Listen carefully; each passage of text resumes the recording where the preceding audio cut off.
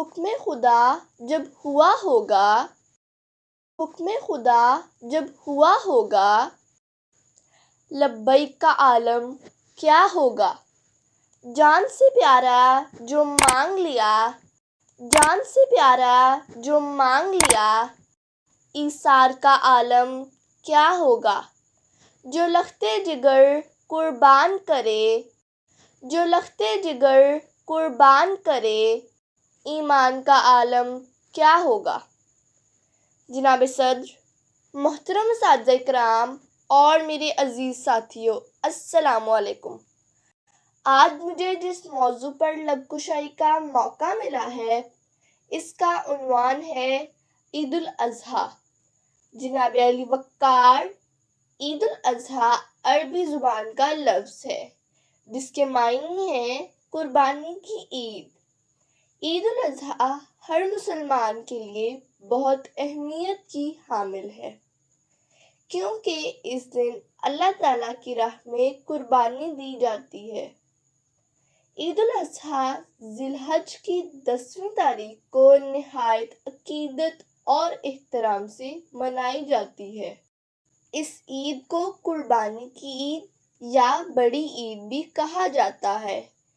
یہ تہوار حضرت ابراہیم علیہ السلام اور ان کے بیٹے حضرت اسماعیل علیہ السلام کی عظیم قربانی کی یاد دلاتا ہے۔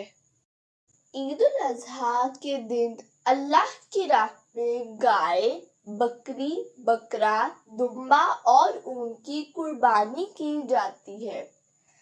عید کی نماز ادا کرنے کے بعد جانور اللہ کی راہ میں قربان کیے جاتے ہیں۔ قربانی کے گوشت کو 3 حصوں میں تقسیم کیا جاتا ہے: غربا، رشتہ دار اور قربانی کرنے والے کے لیے۔ ہر صاحب استطاعت پر قربانی فرض ہے۔ جناب صدر، قربانی کی عید عید الفطر کے 2 ماہ 10 دن کے بعد منائی جاتی ہے۔ عید سے ایک دن پہلے تمام دنیا کے صاحب توفیق لاکھوں مسلمان مکہ مکرمہ میں حج کا فریضہ ادا کرتے ہیں۔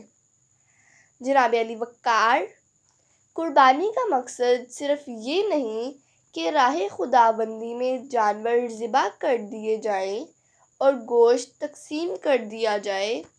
قربانی کرنے کے کچھ مقاصد ہیں، کچھ تقاضے ہیں۔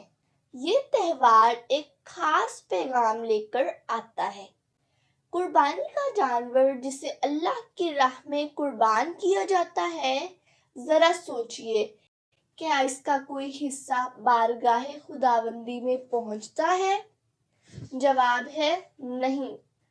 تو پھر وہ کیا چیز ہے جو اللہ تعالیٰ تک رسائی حاصل کرتی ہے؟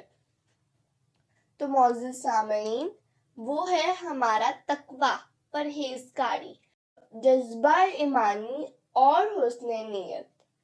جناب صدر، یہ قربانی در حقیقت سنت ابراہیمی ہے، کیونکہ حضرت ابراہیم علیہ السلام نے ایک رات خواب میں دیکھا کہ میں اللہ تعالیٰ کے حکم سے اپنے بیٹے حضرت اسماعیل علیہ السلام کو قربان کر رہا ہوں۔ صبح ہوئی تو آپ علیہ السلام نے یہ خواب اپنے بیٹے حضرت اسماعیل علیہ السلام کو بیان کیا۔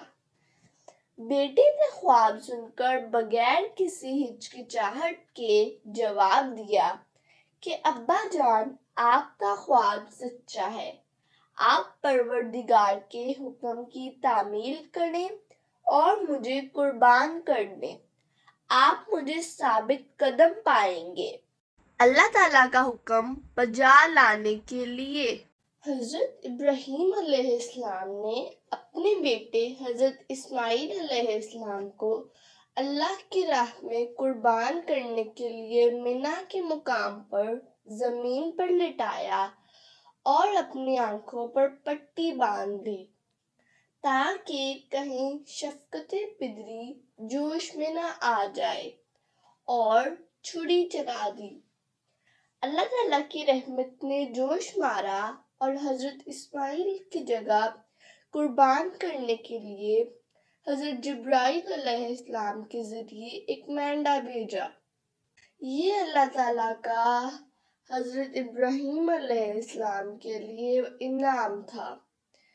تاریخ اسلام میں اس مقدس واقعے کی یاد میں تمام اہل اسلام ہر سال اس سنت کو پورا کرنے کے لیے عید الاضحیٰ مناتے ہیں۔ جناب علی وقار، عید قربان کے ذریعے ہمیں ہر سال جانور کی قربانی سے یہ سبق ملتا ہے کہ اللہ تعالیٰ کی راہ میں جس طرح کی قربانی کا تقاضا سامنے آئے اس سے دریغ نہ کرنا، کشمکش میں مبتلا نہ ہونا۔ جس طرح حضرت ابراہیم علیہ السلام نے اپنے صاحبزادے کو راہ خدا میں قربان کرنے سے دریغ نہیں کیا۔ جناب صدر، جانوروں کی قربانی میں یہ پیغام پوشیدہ ہے کہ اللہ کی رضا کے لیے ناموس رسالت پر اور اسلام کی ترقی و سرفرازی پر، جیسے تم جانور کی گردن پر چھری چلاتے ہو ویسے ہی اپنی خواہشات کو قربان کر دینا، جذبات اور دنیاوی خواہشات کی شہرگ کاٹ دینا، اپنی اولاد اور جان و مال کو نچھاور کر دینا اور حسرتوں کو مٹا دینا۔ اللہ تعالیٰ ہم سب کو قربانی کا مقصد سمجھنے اور اس کے تقاضوں کو پورا کرنے کی توفیق دے اور علامتی قربانی سے حقیقی قربانی پر کھڑا ہونے کی سعادت نصیب فرمائے۔ آمین ثم آمین۔ شکریہ۔